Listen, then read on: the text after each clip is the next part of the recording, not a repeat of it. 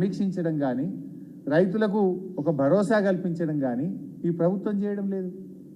ఇప్పుడు గతంలో నేను అడిగాను, కేసీఆర్ గారి హయాంలో ఎన్నడూ కూడా ఈ కొత్తగా బోర్లు వేసే పరిస్థితి రాలే. ఊర్లల్లో బోరు బండ్లు కనబడలేదు, బావులు పూడిక తీయడానికి క్రేన్లు కిరాయికి తెచ్చుకునే పరిస్థితి లేదు. ఇలా కాంగ్రెస్ పార్టీ రాగానే మళ్ళా బోర్లు వేసుడు. నేను ఇప్పుడే చెప్పినట్టు ఒక్కొక్క రైతు 6 బోర్లు 8 బోర్లు వేస్తే ఇలా బోరు పొక్కల్లోనే వాళ్ళ కష్టం, వాళ్ళ చెమట చుక్కలు పోతా ఉన్నాయి, అప్పుల పాలైతా ఉన్నారు, ఆందోళనలో ఉన్నారు రైతులు. కానీ ప్రభుత్వం అసలు చీమగుట్టినట్లేదు, కనీసం కదిలినటువంటి పరిస్థితి కూడా లేదు. ఇది అంతా ఒకవైపు ఉంటే మూలిగే నక్క మీద తాటికాయ పడ్డట్టు ఒకవైపు రైతులు చాలా ఆందోళనలో ఉండి పంటలు ఎండిపోతూ ఉంటే, రైతు బంధు రాకపోతే వడగళ్ళ వానబడి పరిశాన్ అవుతుంటే, మూడోది ఇగో బ్యాంకుల వాళ్ళు అప్పులు కట్టండి అని చెప్పి నోటీసులు ఇచ్చి ఊర్ల మీద పడ్డారు.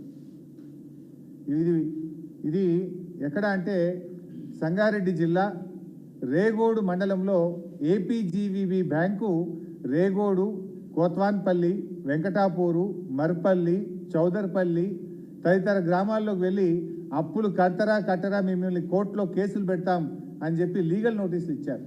ఇవన్నీ కూడా అడ్వకేట్ ద్వారా బ్యాంక్ ఇచ్చిన లీగల్ నోటీస్. ఇగో ఇది బ్యాంకు వాళ్ళే స్వయంగా ఇచ్చినటువంటి నోటీస్. మీరు వీడియో కూడా ఒకసారి చూడండి ఏ రకంగా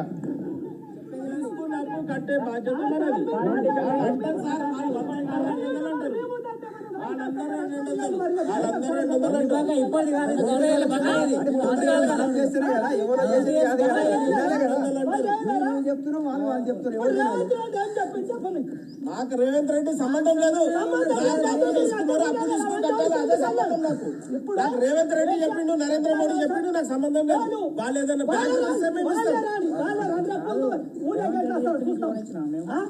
రేవంత్ రెడ్డి చెప్తున్నా లోన్ ఇచ్చినామా, చెప్తే లోన్ ఇచ్చినామా?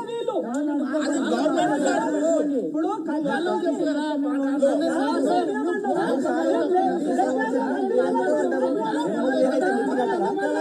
అప్పుడేమో ఇప్పుడేమో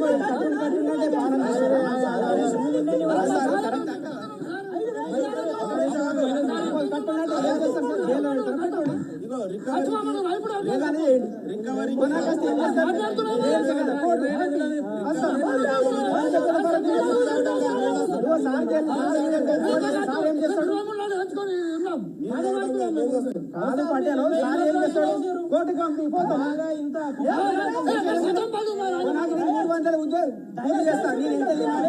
మిగిలింది కోర్టు కట్టించుకుంటాం 50,000 ఇంకా కడతాం.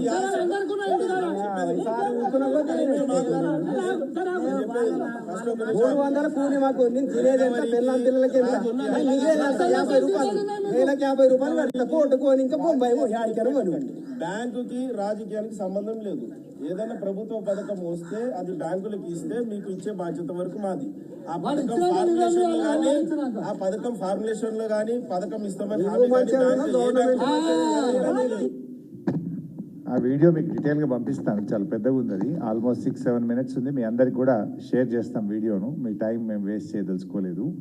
అంటే బేసికల్లీ ఒకవైపు రైతులు ఈ ప్రభుత్వం యొక్క వైఫల్యం వల్ల రైతు బంధు రాక, నీళ్లు రాక, కరెంటు రాక, పంటలు ఎండిపోయి ఆందోళనలో ఉంటే, ఒకవైపు బ్యాంక్ అధికారులు పోయి మీరు పంట రుణాలు కడతారా లేదా అని లీగల్ నోటీసులు ఇచ్చి గ్రామాల మీద పోయి పడతా ఉన్నారు.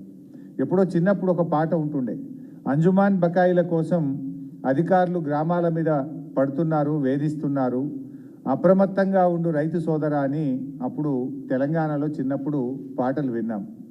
కానీ అది ఎట్లా ఉంటుందో ఇలా ఈ కాంగ్రెస్ హయాంలో ప్రత్యక్షంగా మళ్ళీ గ్రామాల్లో ఆ పరిస్థితి చూడడం జరుగుతూ ఉంది. ఇలా వాళ్ళు గ్రామాల్లోకి వెళ్ళి బ్యాంక్ అధికారులు నోటీసులు ఇవ్వడమే కాదు, ప్రత్యక్షంగా గ్రామాల్లోకి వెళ్ళి రైతుల్ని బెదిరిస్తున్నారు. మీరు బకాయిలు కడతారా లేదా, మీ ఆస్తుల్ని సీజ్ చేస్తాం, మిమ్మల్ని కోర్టుకు లాగుతామని చెప్పి బ్యాంక్ అధికారులు రజాకర్లను తలపించే విధంగా ఇలా గ్రామాల మీద పడి రైతుల్ని వేధిస్తున్నటువంటి పరిస్థితి ఉంది.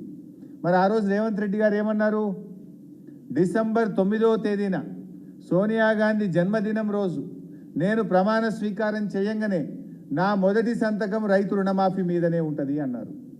ఏకకాలంలో 2 లక్షల రుణమాఫీ చేస్తామని చెప్పి ఆ రోజు ఎన్నికల సమయంలో ప్రజలను, రైతులను మరి నమ్మించే ప్రయత్నం చేసినారు.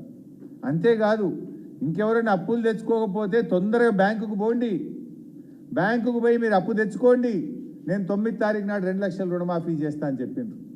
మీరు అందరు విన్నారు, బ్యాంక్ అధికారులు ఏమంటున్నారు, మాకు ప్రభుత్వం నుంచి ఏ ఆదేశము రాలేదు, నువ్వు డిసెంబర్ 9న ప్రమాణ స్వీకారం నాడే చేస్తాను, కానీ ప్రమాణ స్వీకారం మాత్రం 2 రోజులు ముంగటికేసుకున్నావు. 9 తారీఖు బదులు 7 తారీఖే ప్రమాణ స్వీకారం చేసినావు. 100 రోజులు దాటింది, దాదాపు 4 నెలలు కావచ్చింది, ఇప్పటికీ రుణమాఫీ మీద మీ ప్రభుత్వం ఏ నిర్ణయం తీసుకోలేదు, మీరు బ్యాంకులకు ఎటువంటి డైరెక్షన్ ఇవ్వలేదు.